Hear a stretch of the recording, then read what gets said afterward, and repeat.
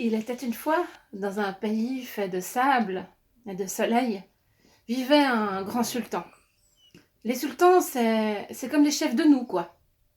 Et puis ce sultan était entouré des plus grands vizirs. C'est un petit peu comme les ministres de nous, quoi. Et tous ces vizirs donnaient des précieux conseils au sultan. Surtout le grand vizir. Le grand vizir était tellement sage, tellement avisé, que le sultan ne prenait jamais une décision sans consulter le grand vizir au préalable. Et tous les autres vizirs étaient verts, verts de jalousie. Et jour après jour, ils ont rongé l'arbre de la jalousie. Ils ont rongé, rongé. Ce jour-là, le grand vizir est au hammam. C'est comme nos spas de chez nous. Il est en train de se prélasser dans l'eau chaude. Oh, c'est tellement bon après une journée de dur labeur. Oui, lui n'est pas confiné. Alors qu'il est dans son spa et qu'il se savonne, sa bague, sa célèbre bague, offerte par le sultan en personne, elle glisse, elle va tomber dans l'eau, elle tombe. Mais il va la perdre. Mais non, la bague flotte. Alors le vizir ramasse sa bague et sort en courant. Il s'habille, part chez lui, toujours en courant. Il arrive vers sa femme. Ma gazelle, mon loukou, mon amour, tu sais que je t'aime, mais il faut préparer tes affaires. Un grand mal va arriver. Il te faut partir. Quitte ce pays. Sa femme, elle comprend rien, mais enfin, qu'est-ce qui t'arrive? Explique-moi. Et le vizir, affolé, lui explique qu'il n'a rien d'autre à faire que de préparer les bagages. Il donne des ordres à tous les serviteurs et tous préparent la grande caravane. Le lendemain, sa femme en larmes avec tous les serviteurs, les chameaux, les bagages, se retrouve devant le pas du palais. Elle est en larmes et dans cette amère séparation, ils se quittent. Quelques jours plus tard, garde du sultan, nous venons chercher le grand vizir. Et sans ménagement, il est emmené dans les prisons du pays. Pas au premier sous-sol, là où il y a les hommes politiques et les nantis. Pas non plus au deuxième sous-sol, où il y a les banquiers et les gens fortunés. Pas non plus au troisième sous-sol, où il y a le petit peuple. Pire, il est emmené au quatrième sous-sol, là où tout est gris, où tout est noir, où ça pue la pisse de rat. Il se retrouve confiné dans une prison. Comme quoi, certains vivent pire. Il est assis sur une natte et tous les jours, il espère, mais c'est pas ça le pire.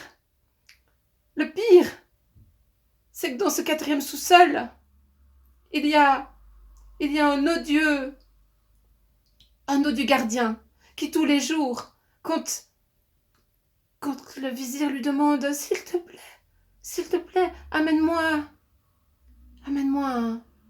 un loukoum à la pistache. Parce que c'est ça le pire.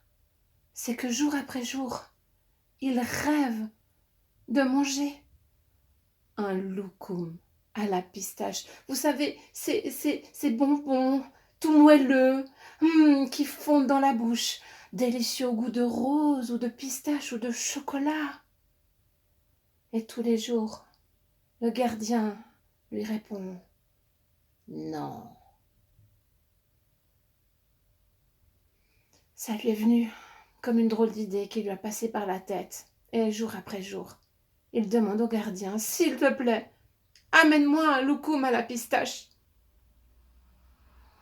Allez savoir pourquoi.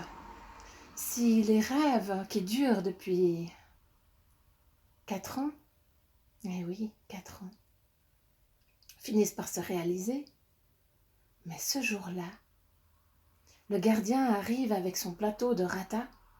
Rata, c'est cette nourriture infâme des prisons. Et à côté du plateau, sur le plateau, un loukoum à la pistache. Un loukoum à la pistache. Et vous savez, il y a 2 écoles dans la vie.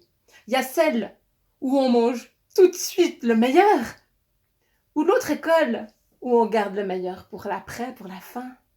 C'est ce qu'il a fait. Il a posé son loukoum sur le plateau à côté, là, sur sa natte, et il a mangé le rata.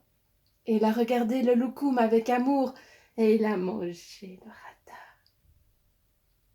Avec amour, et soudain, un énorme rat, débarque dans la prison. Il saute à côté, et il met sa patte dans le loukoum. Il veut se libérer. Alors, il secoue la patte et avec l'autre patte. Mais non, il s'enfonce les 2 pattes. Et il est à côté de ce pauvre vizir qui le regarde un peu étonné. Et le rat, comme tous les rats, il a peur. Et là, il pisse sur le loukoum et ça roule les boulets de poils, de pisse de rat. Et là, le vizir sourit.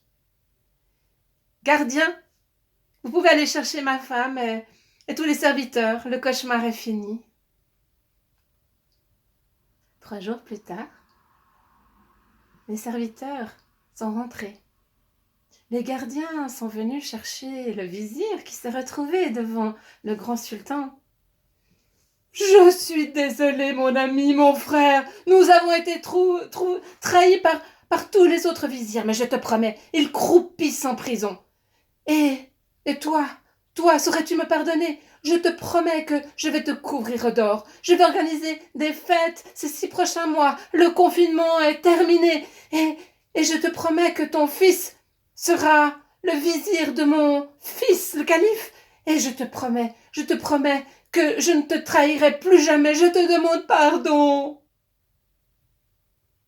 Le vizir a pardonné. 3 jours plus tard, on raconte qu'ils ont fait une fête incroyable, avec des danseuses du ventre, des musiciens, et sur les tables, des plateaux entiers de... Je vous entends. De loukoum, mais pas qu'à la pistache, au chocolat, à la vanille, à la rose, à la menthe.